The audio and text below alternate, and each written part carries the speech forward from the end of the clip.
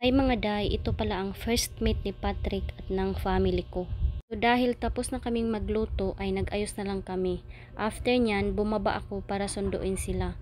Nahilo si mother, kaya ako na lang ang malalay sa kanya. Pagdating sa taas at finally, magkikita na sila. Agad naman silang sinalubong ni Patrick, hinag silang lahat. Tapos yung naka-black tumakbo. Kung naalala nyo, siya ang kasama ko nung dumating si Patrick sa Pilipinas. After nyan, kumain kami at tumawag pala yung parents ni Patrick para ma-meet sila mama at papa. At yan dahil hindi sila magkaintindihan, so kaming dalawa ni Patrick ang taga-translate. Biniro pa nga sila ni Patrick na iwan daw namin kung anong gagawin nila at di magkaintindihan. Kaya ayan, tawang-tawa sila mama.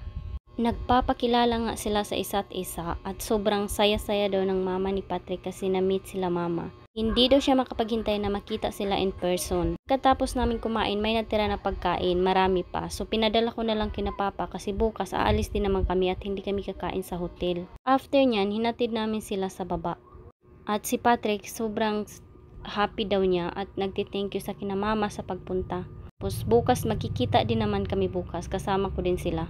Hanggang sa mga susunod pa na araw. Dahil andyan na yung taxi, magbababay na sila kay Patrick.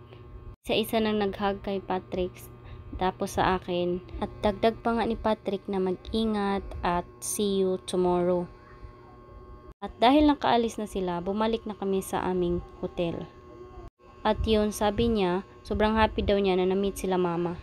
Bukasan, bago kami mag-meet nila mama, kumain muna kami kasi late na talaga ang breakfast namin. So nauna na pala sila mama sa taas at yung napili namin is Avatar. Yun lang kasi yung maganda na movie na napansin ko, yung iba kasi hindi masyado. So yung video na ito pala is after na, before sila nag-meet is hinag pa ni Patrick sila mama sa taas. Yan, ito yung dapat yung mauna. Kaso iwan ko na mali pag-edit day, hayaan nyo na.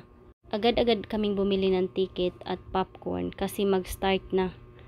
Doon pala kami guys sa Cinema 1. Ang ganda ng upuan doon. Lalong-lalo na sa mga matatanda gaya ni Papa. Pag nakikita nyo sa video, pwede yun i-open para mas straight yung paa mo. Ni Papa na matanda na, so inayos yun ni Patrick para makaupo si Papa ng maayos at si Mama.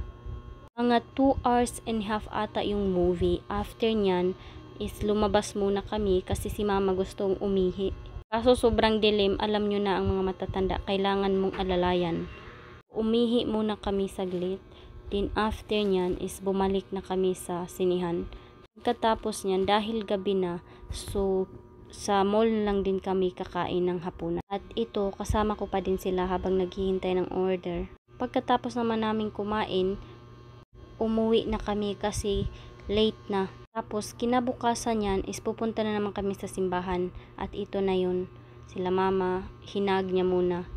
At yun lang. Thank you guys sa panonood. God bless you all.